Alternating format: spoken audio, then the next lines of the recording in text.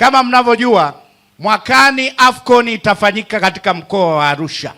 Yaliyotokea Morocco yatatokea live mkoani Arusha. Ubize uliokuwepo Morocco utakuwa ubize katika mji wa Arusha. Mheshimiwa Waziri, ni kuhakikishie wale wa nchi zingine wanaodhani kwamba Tanzania haiko tayari, mimi kama mkuu wa mkoa, kiongozi wa shughuli za serikali, ninaona jitihada za Mheshimiwa Rais. Tanzania iko tayari kwa AFCON. Uwanja pale ungepata nafasi ungefurahi. Ni uwanja wa kisasa, una vigezo vyote, category 4 ya CAF, miundombinu ya barabara. Wakati wote utaweka mkandarasi atengeneze barabara za lami kuelekea katika uwanja huo. Kila kitu kiko katika maandalizi. Tulitoa wataalamu hapo kutoka ofisi yangu na jiji na halmashauri zingine kwenda Morocco. Wameenda kujifunza na nimesoma taarifa yao, ni nzuri. Maandalizi yataendelea kwa kasi kuhakikisha AFCON inafanyika. Moja ambalo tulikuwa na wasiwasi nalo ndio hili ulilojia hapa. Uhakika wa afya za watu wote watakaoshiriki AFCON, kwamba mtu akipata matatizo ya moyo tutamkimbiza wapi? Dr. Samia amejibu. Tanzania imejipanga. Taasisi ya moyo ya Jakaya Kikwete imeleta tawi lake hapa. Kwa hiyo kusanyiko lolote la nchi zote zitakazokuja hapa wana uhakika wa kupata tiba na usalama wao muda wa wote. Lakini pia kwa sababu mkoa huu ni wa utalii, wageni wote wanaokuja kutoka mataifa mengine watakuwa na uhakika wa tiba. Lakini zaidi, Watanzania wote wa kanda hii na mkoa huu watakuwa na uhakika wa matibabu. Tunamshukuru sana Mheshimiwa Rais, tunakushukuru sana wewe. Toka umekuja umeuamsha mkoa wetu. Kumbe Wizara ya Afya bwana inahitaji tu ubunifu. Ameichangamsha. Uongo kweli?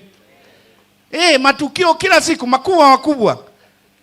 Kwa hiyo tunakushukuru sana sana. Nilimwelezea jana, huyu ni mtu wa matokeo, ni mtu wa field.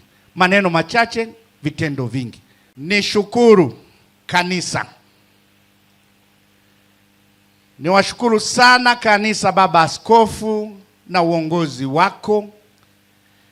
Niwashukuru viongozi wa dini wengine mlioko hapa. Hii ndo Tanzania ninayoijua. Hii ndo Tanzania iliyoasisiwa.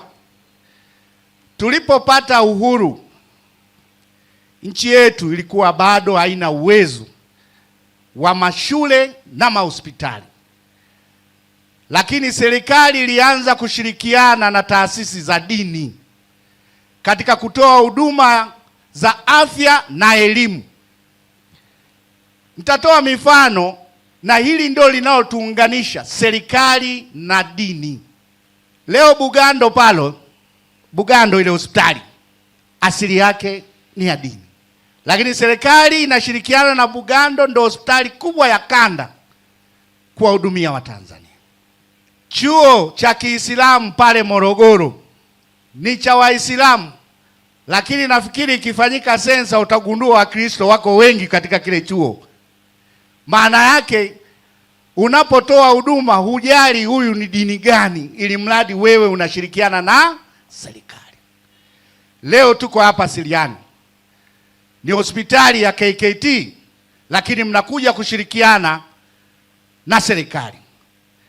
Na Mheshimiwa Waziri, nilikuja hapa kukuwakilisha, kuja kuangalia kazi nzuri inayofanywa na Dr. Kisenge hapa. Wakati ule nilikuja nikuta wananchi wamejaa hapa, kulikuwa na tenti pale, palikuwa na tenti ndani, watu wamejaa.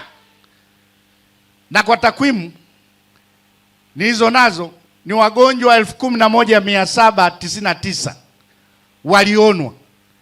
Lakini katika hao 4,073 waligundulika na tatizo na 297 walipewa rufaa. Kwa hiyo unaweza kuona Katika wagonjwa wale ukiwauliza we dini gani, haipo. Wote wamekuja hapa. Watanzania, tuendeleze umoja na mshikamano wa taifa letu. Kwa niaba ya wananchi wa mkoa wa Arusha tunakushukuru sana. Tunamshukuru sana Mheshimiwa Rais.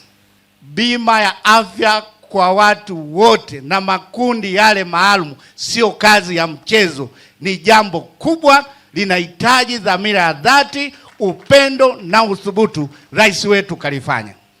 Ni ahadi katika siku 100 na ametekeleza, na waziri amekuja mkoa wa Arusha kutamka jana tarehe 26 tangazo langu linaanza. Jambo la pili ni mkoa wa Arusha kuzindua ongea na waziri, kwamba wananchi wanapata fursa ya moja kwa moja bila mizengwe kuongea na mheshimiwa waziri.